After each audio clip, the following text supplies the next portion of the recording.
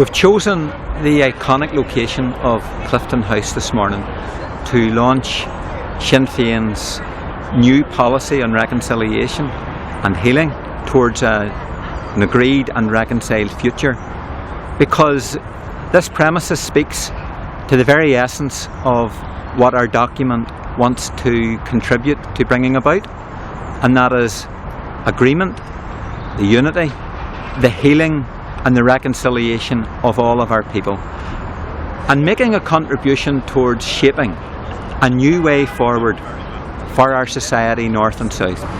This morning, Martin McGuinness, as Joint First Minister, will make a contribution to the launch, but he'll also be joined by Canon David Porter, who is a Baptist from a Unionist background. He's been a very, very strong friend of the peace process for many, many years, and he has his own perspective on reconciliation and healing. And this is not just about Sinn Féin setting forward its ideas and its vision, important though that is. This is about listening and engaging with others, and we're exemplifying the importance of listening and engaging with others' ideas and reconciliation by bringing David to participate in today's event.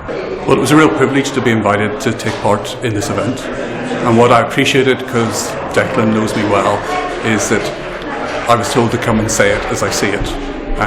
The challenge that we have is to be able to engage with one another and to speak truth in a way that is with grace and with a measure of respect, and I welcome that opportunity to be part of that today. Many people have been involved in building the matrix of trust in which, when the peace process finally emerged, all were able to build. And I was also saying that if the measure of reconciliation is a united Ireland, while that's a legitimate political goal and aspiration, it falls far short as a true measure of reconciliation, because reconciliation is relationships, not constitutions. And then theologically, I was basically reflecting my own cynicism, it has to be said, that yet again Republicans were using another word and colonising it in some way, as all political leaders do with the word reconciliation. It is a profoundly Christian word.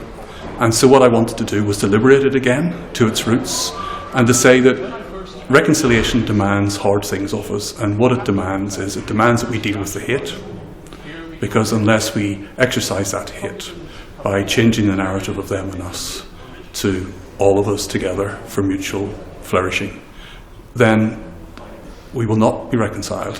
It needs to deal with the hurt, and that is to go beyond truth and justice, because they are harsh taskmasters. It is to explore mercy and the willingness to forgive and to be forgiven, which means acknowledging our own responsibilities for actions over the last 40 years. And then it was to say that reconciliation is all about hope, and we need to present a hopeful vision for the future. From our dash, there is an absolute commitment and dedication among Irish Republicans for genuine reconciliation. And the point that we have made, I think, over recent times and during the course of today's event, is that we can't do this on our own. That said, there are many people within the broad Unionist community who are as passionate about reconciliation as we are, and we had one of them here today, Canon David Porter, who has been involved in this work for something like 3 decades. So I think that our hope is that we can, by listening to David Porter and heeding what David Porter has said, be involved in a reconciliation process which makes it possible for Unionist leaders to be as dedicated and committed to it as we are. The whole business of reconciliation, which I think is the vital next stage of the peace process, is one that we all within the political process have to be concerned about.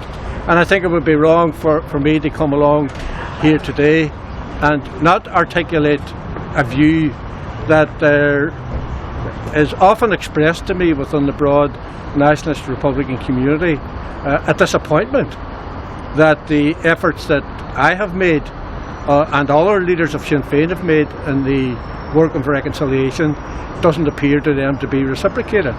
So I think that this is something that we're gently wishing to have a conversation about. This is something that we recognise that as Republicans we can't do it on our own.